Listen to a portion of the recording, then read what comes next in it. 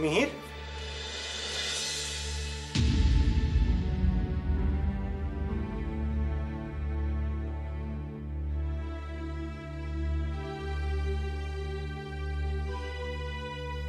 কি হয়েছে মিহির? তুমি খনার সাথে দেখা করতে এসেছিলে? জানি না। জানি না মানে কি? প্রাসাদে তুমি কি করতে এসেছিলে তুমি নিজেই জানো না? দেখুন প্রধানমন্ত্রী মশাই, আমার মন আজ একটুও ভালো নেই। আর এই সমস্ত রসিকতা শুনতে আমার মোটেও ভালো লাগছে না। নিজেকে শক্ত করো মিহির। আমি একই কথা তোমার পিতাকেও বলে এসেছি। আপনি পিতার সঙ্গে দেখা করতে গেছিলেন? হ্যাঁ। কেন? ওনাকে বোঝাতে গেছিলাম যাতে উনি কন্নিমার ব্যবহারে কষ্ট না পান। তাই নাকি? তা এখন সব দোষ কন্নিমাকে দিচ্ছেন? এসব তুমি কি বলছো মিহির? দেখুন প্রধানমন্ত্রী মশাই, দোষ কন্নিমার নয়, দোষ আপনাদের খনার। মানে? আমি ঠিকই বলছি প্রধানমন্ত্রী মশাই। ও দুদিন আশ্রমে গিয়ে যা খুশি তাই করছে, যাকে যা ইচ্ছা তাই বলে বেড়াচ্ছে। আর এইরকম মেয়ের সঙ্গে সম্পর্ক রাখলে তো কথা উঠবেই। মিহির, আমার ওপর চেঁচিয়ে কোনো লাভ নেই প্রধানমন্ত্রী মশাই। যান, পারলে খনাকে বোঝান, আর পারলে সিংহলকে সামলান। যেই দেশের ব্রাহ্মণ সন্তানদের কোনো সম্মান রাখা হয় না, সেই দেশের অধিবাসী ভাবতে তো আমার ঘেন্না হচ্ছে। মিহির, তুমি জানো তুমি কি বলছো? আর আপনারা কি করছেন তা জানেন? কি করছি আমরা? একজন ব্রাহ্মণ সন্তানকে অস্ত্র শিক্ষা দিচ্ছেন, নিজেদের স্বার্থে ব্যবহার করছেন। আর একজন রাজকুমারীকে সুরক্ষার দায়িত্ব দিয়েছেন একজন সাধারণ ব্রাহ্মণ সন্তানকে। মিহির, ভালোবেসে দেওয়া দায়িত্বকে সম্মান করতে শেখো। সম্মান করে তো দেখলাম। ওই তো বলা হলো মহারাজের কাছ থেকে কিছু আদায় করে লোভেই নাকি।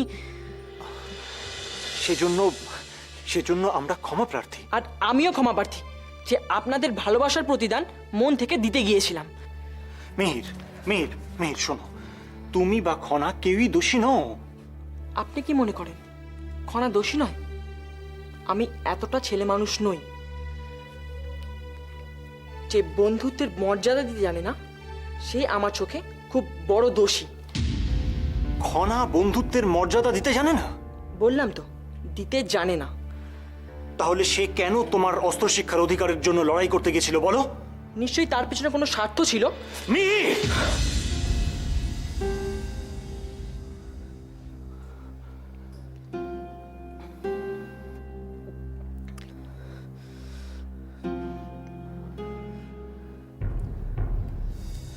মিহির, মিহির, বিষয়টা বর্ণশ্রেষ্ঠ বলেই সম্মান পাওয়ার নয়। বিষয়টা হলো মানুষের ব্যবহার। ভালো ব্যবহার করতে জানলেই মানুষ সম্মান পায়। আর যদি ভালো ব্যবহার করতে না জানে, তাহলে সে যেই হোক, বর্ণশ্রেষ্ঠ হোক আর যেই হোক, কেউ তাকে সম্মান করে না। আমি বুঝতে পারছি মিহির, তুমি যা বলেছ রাগের বশে বলেছ। কিন্তু মিহির, নিজের রাগকে নিয়ন্ত্রণ করতে জানতে হয়, না হলে মানুষ কিছুই করতে পারে না। আসলে আসলে সকাল থেকে একের পর এক ঘটনার পর আমার মাথাটা ঠিক নেই প্রধানমন্ত্রী মশাই। আমি বুঝতে পারছি মিহির। আমি শুধু তোমাকে একটাই অনুরোধ করব, তুমি খনাকে ভুল বুঝো না। কিন্তু একটু আগে সে আমায় কি বলেছে জানেন? সে সে হয়তো রাগের বশে, দেখো দেখো, ও তো ছেলে মানুষ মিহির। তুমি যেমন নিজেকে সামলাতে পারছো না, ও কি করে নিজেকে সামলাবে বলো? শোনো মিহির, যে যাই বলুক, আমরা জানি তুমি আর খনা পরম বন্ধু। বিপদে আপদে একে অপরের পাশে দাঁড়িয়েছ। মনে পড়ে মিহির আশ্রমে খনার প্রথম দিনের কথা? খনা পোড়া হাতের যন্ত্রণায় ছটফট করছিল, খাগের কলম ধরতেই পারছিল না। তুমি, একমাত্র তুমি সর্বপ্রথম এগিয়ে গিয়েছিলে সাহায্যের জন্য। মনে পড়ে? আর খনা, খনাও তো প্রাণের ঝুঁকি নিয়ে দস্যুদের হাত থেকে তোমাকে বাঁচিয়েছিল। তোমার অস্ত্র শিক্ষার অধিকারের জন্য সভায় অতজনের সামনে সিংহলের শ্রেষ্ঠ জ্ঞানী ব্রাহ্মণদের সঙ্গে তর্কযুদ্ধে জড়িয়ে পড়েছিল।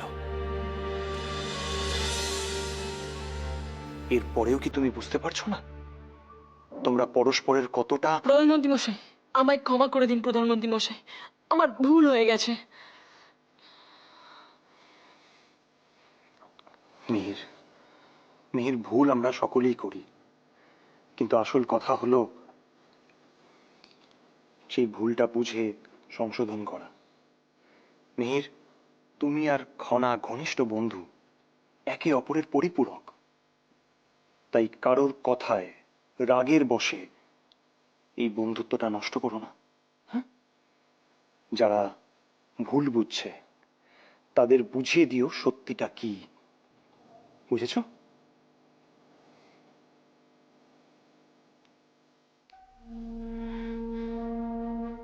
আজ আমি খুব আনন্দ পেয়েছি বোন, খুব আনন্দ পেয়েছি। এই খনা আমাকে কম জ্বালিয়েছে, আমাকে নাকের জলে চোখের জলে এক করে দিয়েছে। আজ দেখো তার কি অবস্থা।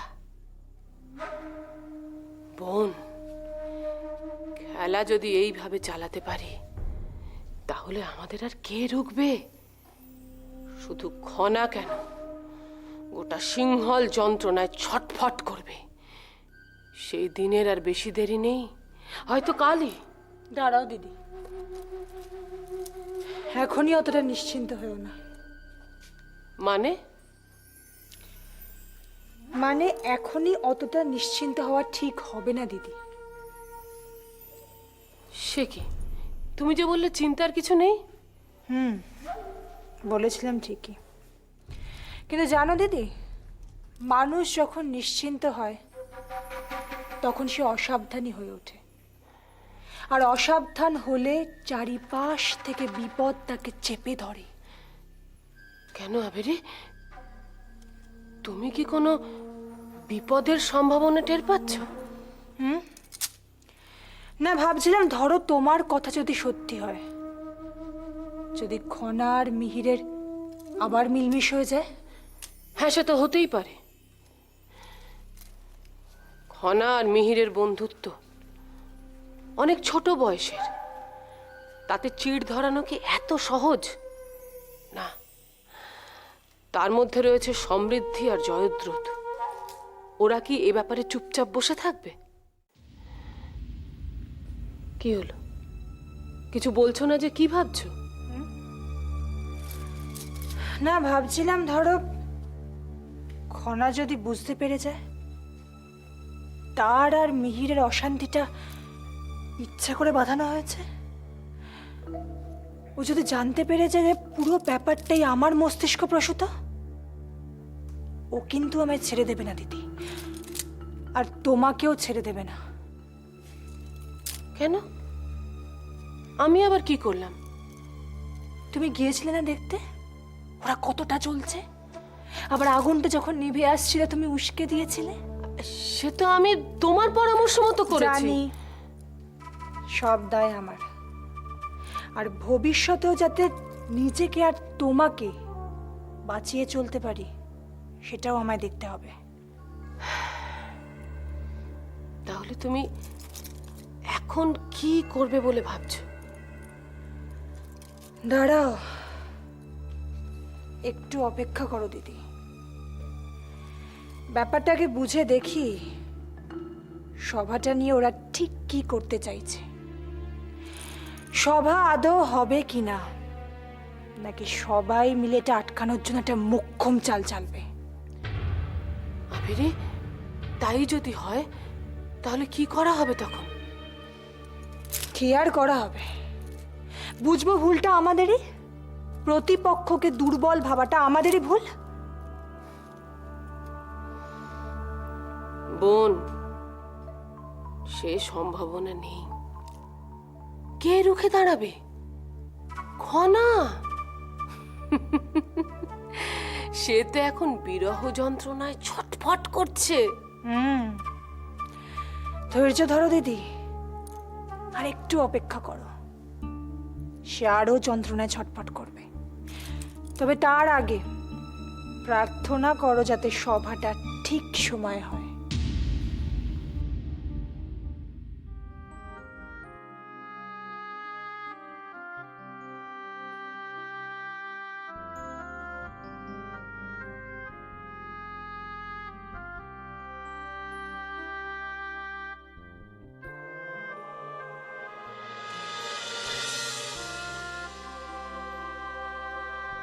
তোমার সাথে বন্ধুত্ব করার জন্যই তো আজ আমার এই অবস্থা। তোমায় আশ্রমে নিয়ে যাওয়ার দায়িত্বটা কার? আমার। তোমার সুরক্ষার দায়িত্বটা কি আমার কাজ? না, তাও আমি কিচ্ছু বলিনি, হাসি মুখে তোমায় সাহায্য করে গেছি, আর তার জন্যই উল্টে আমাকে এই কথা শুনতে হয়েছে।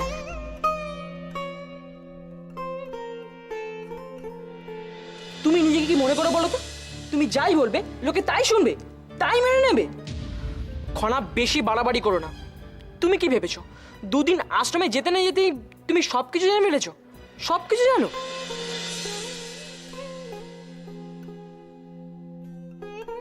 তুমি রাজকুমারী হতে পারো, তাই বলে তোমার সব কথা শোনা যাবে না। সবার আগে তুমি একজন মেয়ে, আর একজন মেয়ের মতনই থাকো।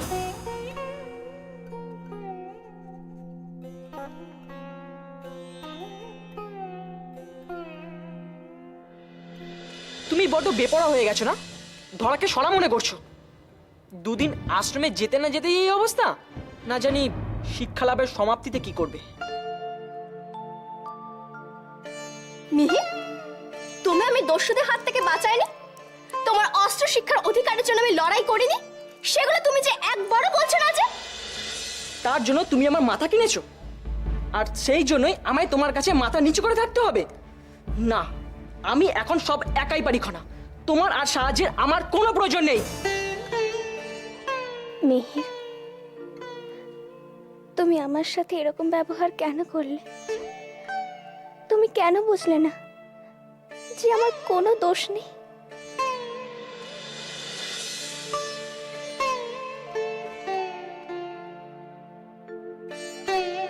ছি ছি, আজ কন্নিমার জন্য এই টুকুটুকু ছেলে মেয়েগুলো এত কষ্ট পাচ্ছে। কি করব আমি? কি বলবো খনাকে? কষ্ট তো পাওয়ারই কথা, কিন্তু ওকে এইভাবে কষ্ট পেতে দিলে চলবে না। সবার আগে ওর মনের যাবতীয় রাগ অভিযোগ বার করে আনতে হবে, তারপর ওকে বোঝাতে হবে সমস্যাটা কোথায়। খনা,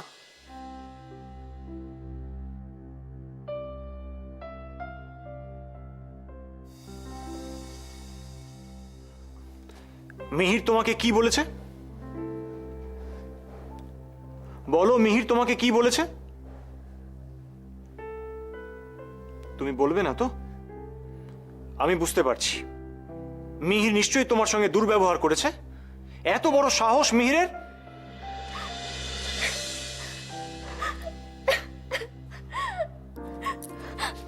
জানো জয়, জানো মিহির আমাকে কি বলেছে?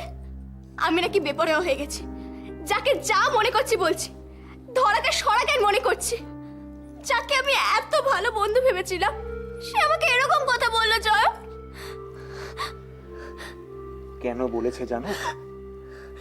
কারণ কন্নিমা আজ তোমাদের বন্ধুত্ব নিয়ে রাজপুরোহিত মশাইকে চূড়ান্ত অপমান করেছেন।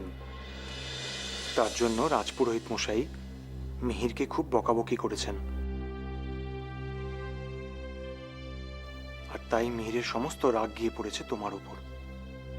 কিন্তু জয়, আমার তো কোনো দোষ নেই, তাহলে মিহিরের কাছ থেকে আমি কেন কথা শুনবো? জানি খনা, তোমার কোনো দোষ নেই, কিন্তু ব্যাপারটার মধ্যে যেহেতু তুমিও জড়িয়ে রয়েছ, তাই কিছুটা হলেও প্রভাব তো তোমার উপর পড়বেই। আমার সাথে মিহিরের কথা হয়েছে, আমি মিহিরের সব কথা শুনেছি এবং মিহিরকে বুঝিয়েছি। কি বোঝালে তাকে? এটাই বললাম যে রাগারাগি করলে কিছুই হয় না, তাই তোমাকেও বলছি খনা, রাগ করো না, দুঃখ করো না, শান্ত হয়ে বোঝার চেষ্টা করো। কেন কন্নিমা আজ হঠাৎ তোমাদের সম্পর্ক নিয়ে প্রশ্ন তুলছেন? কেন রাজপুরোহিত মশাইকে তিনি অপমান করলেন? কি উদ্দেশ্য তার? হয়তো হয়তো আমার আর মিহিরের মধ্যে ঝগড়াই উনি চেয়েছিলেন। হয়তো। আর ঝগড়া থেকে বন্ধুচ্ছেদ, তার ফলে মনোকষ্ট। আর মনোকষ্ট হলেই মানুষ মানসিকভাবে দুর্বল হয়ে পড়ে। আর মানসিকভাবে দুর্বল হয়ে পড়লে মানুষ অন্যের সাথে লড়াই করা তো দূরের কথা, স্বাভাবিক জীবনযাপন করতে পারে না। তার মানে জয়, এটা ওদের পুরোটাই ষড়যন্ত্র, আমাকে দুর্বল করে দেবার জন্য, তাই না? সেটাই তো মনে হচ্ছে। আমাদের এখন কি করা উচিত?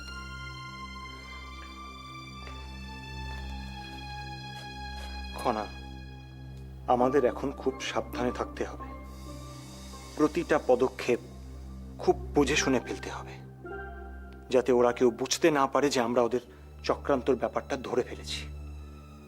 মুখে মিষ্টি ব্যবহার করতে হবে, তাই তো? যথাসম্ভব।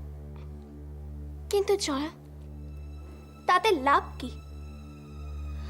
ওরা যখন একবার অশান্তি করবে বলে ঠিক করেই ফেলেছে, ওদের কি তখন আর আটকানো যাবে? আটকানো না গেলেও যেখানে যেখানে ওরা অশান্তি করার সুযোগ পেতে পারে সেই পথগুলো বন্ধ করে দিতে হবে। তার মানে? সভাটাকে যেভাবেই হোক স্থগিত রাখতে হবে খনা। কিভাবে স্থগিত রাখবে জয়া? সেটাই তো হলো কথা। রাজপুরোহিত মশাই শুভ দিনক্ষণ জানিয়ে দিয়ে গেছেন, আর সবাই সেটা জেনেও গেছে। তাহলে আমি রাজপুরোহিত মশাইকে অনুরোধ করেছিলাম দিনটা পরিবর্তন করার জন্য, কিন্তু তিনি রাজি হননি। কেন জয়া?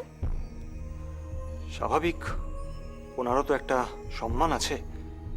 বারবার দিনক্ষণ পরিবর্তন করলে ওনার ভাবমূর্তিতে একটা প্রভাব পড়বে। আর তাছাড়া কি? আজকের ঘটনার জন্য ওনার মেজাজটা এমনিতেই ভালো নেই। উনি সরাসরি আমাকে জানিয়ে দিয়েছেন যে দিনক্ষণ পরিবর্তন করবেন না। তবু হার মানলে চলবে না খনা। যে কোনো একটা অজুহাতে। জয়া, জ্যোতিষ শাস্ত্রের সাহায্য নিলে কেমন হয়? জ্যোতিষ শাস্ত্র? হ্যাঁ জয়া, দেখি না আমাদের জ্যোতিষ শাস্ত্র কোনোভাবে সাহায্য করতে পারে কিনা। জয়া, তুমি একটু অপেক্ষা করো, আমি এক্ষুনি আসছি।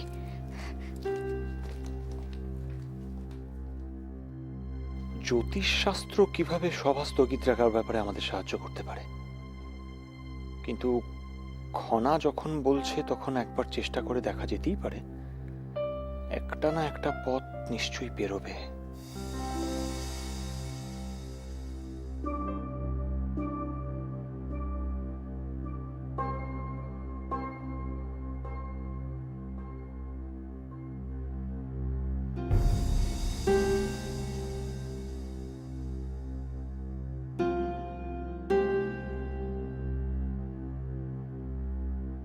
জয়া, এসো।